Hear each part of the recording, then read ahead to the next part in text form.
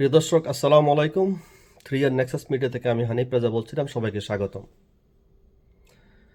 প্রিয় দর্শক, বাংলাদেশ আজ এক কঠিন সন্ধিক্ষণে দাঁড়িয়ে রয়েছে।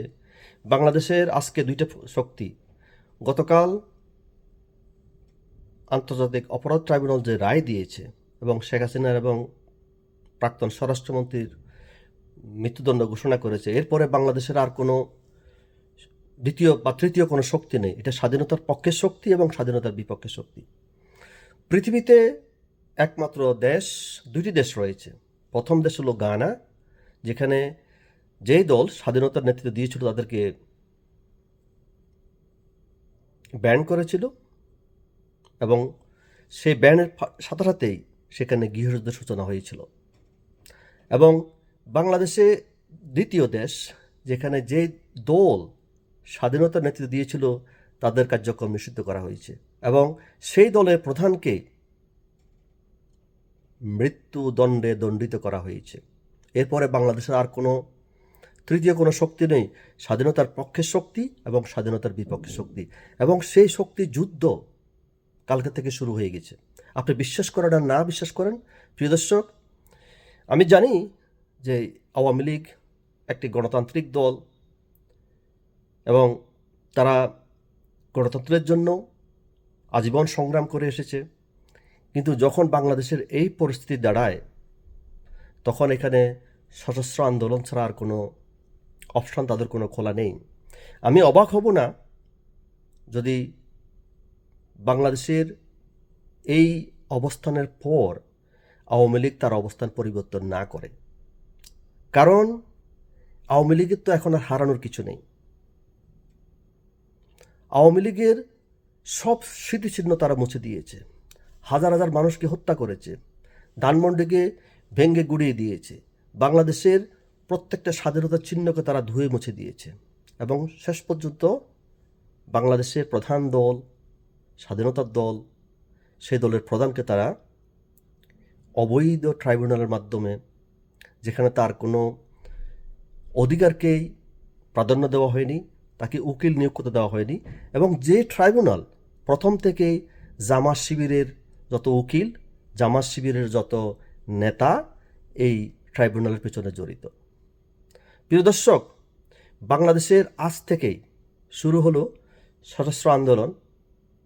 যদিও এটা শুনতে খারাপ লাগে, কিন্তু এই আন্দোলনের যে অনুঘটক সেটা হলো এই ডক্টর ইউনূস, এই জামাত এবং এই বিএনপি, কারণ তারাই এই আন্দোলনের সূচনা করলো। প্রিয় দর্শক, একবার ভাবুন তো, আমরা পৃথিবীর কত নির্লজ্জ, কত বর্বর, কত অশিক্ষিত জাতি। যেই মানুষ তার সারা জীবন বাংলাদেশের স্বাধীনতার জন্য সংগ্রাম করেছেন, বাংলাদেশের স্বাধীনতা নিয়ে এসেছেন বা স্বাধীনতার নেতৃত্ব দিয়েছেন, সেখানে অনেকেরই অবদান ছিল, কোটি মানুষের অবদান ছিল, কিন্তু উনি তো নেতৃত্ব দিয়েছেন, উনি অনুপ্রাণিত করেছিল। সেই বঙ্গবন্ধুকে তারা ৭৫ হত্যা করেছিল। সেটা ছিল তাদের প্রথম আঘাত, এবং তারা ভেবেছিল এই আঘাতের পর আওয়ামী লীগ নিশ্চিহ্ন হয়ে যাবে। এবং সেই বিএনপি জামাতের লোকেরাই বলেছিল যে হাতের তালুতে লোম গজাবে, আওয়ামী লীগ কখনো ফিরে আসতে পারবে না। কিন্তু সেই আওয়ামী লীগ ফিনিক্স মাকের মতো ফিরে এসেই আবার ক্ষমতা নিয়েছিল বাংলাদেশের। প্রিয় দর্শক, গত ১৫ থেকে ১৭ মাসে যে স্ট্রিম রোলার চালানো হয়েছে, যেটা বাংলাদেশের ইতিহাস বা পৃথিবীর কোনো সভ্য দেশে এটা হতে পারে না। এরপরেও আওয়ামী লীগ যদি সশস্ত্র আন্দোলন না করে, তাহলে তারা বোকা স্বর্গে বসবাস করতেছে। কারণ this is the problem they have to face, is the existence problem. তাদের অস্তিত্ব সংকট। যেখানে আপনার অস্তিত্ব সংকটে পড়বেন, যেখানে আপনাকে কথা বলতে দেওয়া হবে না, আপনার একটা নিরীহ মানুষকে হত্যা করা হবে, কোনো নেতাকর্মীকে বের হতে দেওয়া হবে না, কোনো সভা সমাবেশ করা দেওয়া হবে না, এবং অবৈধ কোর্ট বা বিচারের প্রক্রিয়ার মধ্যে সবাইকে ফাঁসির দিয়ে ঝোলানো হবে, সেই সরকারের কাছে কোনো কিছু প্রত্যাশা করা, মানবাধিকার প্রত্যাশা করা, রুল অফ ল প্রত্যাশা করা, ডেমোক্রেসি প্রত্যাশা করা, এটা একটা অশোভনীয় একটা দুরাশা। ডক্টর ইউনূস, যিনি একসময় আমি নিজেও শ্রদ্ধা করতাম, তাকে আমি একজন ঘৃণিত মানুষ হিসেবে আজকে থেকে জানব। তার যে কার্যক্রম এই সরকারের, আমি অন্তরের অন্তঃস্থ থেকে তাকে ঘৃণা করব সারা জীবনে বেঁচে থাকি। কারণ একটা ইন্টারিম গভর্নমেন্ট যেই ভূমিকা নেওয়ার কথা, সেই ভূমিকা নিতে তিনি ব্যর্থ হয়েছেন। উনি জামাত শিবির যাই বলে বা বিএনপি যাই বলে তাই করেন, কারণ একটা দলীয় সরকারের চেয়ে বাজে সরকার উনি পরিচালনা করতেছেন। প্রিয় দর্শক, বাংলাদেশ এক গভীর সংকটে পড়েছে এবং এই সংকট থেকে উত্তরণের একমাত্র প্রক্রিয়া হলো সশস্ত্র সংগ্রাম, এবং সেই সংগ্রামের মাধ্যমে যারা স্বাধীনতার পক্ষে রয়েছে তারা আবার ঐক্যবদ্ধ হবে, বাংলাদেশের স্বাধীনতাকে পুনরুদ্ধার করবে। আজকে যারা বঙ্গবন্ধুর বাসভবন ভেড়েছে, হাসিনাকে ফাঁসি দিয়েছে, তারা আসলে বাংলাদেশের স্বাধীনতাকে আঘাত করেছে। কারণ তারা স্বাধীনতায় বিশ্বাস করে না, স্বাধীনতার চেতনাকে বিশ্বাস করে না, তারা একাত্তরকে বিশ্বাস করে না, বাংলাদেশের স্বাধীনতাকে বিশ্বাস করে না। এরা হায়নার দল, এরা হায়নার মতো কুটে কুটে খাচ্ছে বাংলাদেশের মানচিত্রকে। এরা বাংলাদেশের মানচিত্রকে আজকে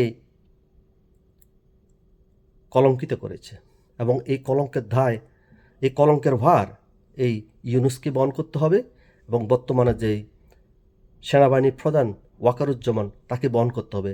কারণ উনি প্রথম মানুষ যিনি বলেছিলেন আমার উপরে বিশ্বাস রাখেন, আমি দায়িত্ব নিলাম, আমি সবাইকে দেখব।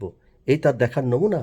বাংলাদেশ যা দেখলো, যা শুনলো, যা অবজার্ভ করলো, এই চেয়ে ভয়াবহ পৃথিবীর কোনো দেশে হয়নি। সুতরাং প্রিয় দর্শক, যদি আওয়ামী লীগ সশস্ত্র আন্দোলন করে, আমি সে আন্দোলনকে উড়িয়ে দিতে পারি না, যদিও আমি সশস্ত্র আন্দোলনে বিশ্বাসী নই।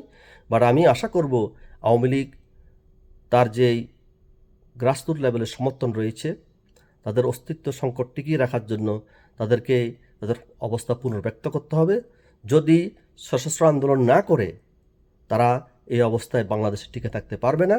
বাংলাদেশের স্বাধীনতা আজকেই নিমজ্জিত, বাংলাদেশের সব গর্ব আজকে নিমজ্জিত, বাংলাদেশের ভবিষ্যৎ আজকে সংকটাপন্ন। এই সংকট থেকে উত্তরণের একমাত্র উপায় সশস্ত্র আন্দোলন। Fight fight fight for the democracy of the Bangladesh, and fight for the once again independence for the Bangladesh. জয় বাংলা।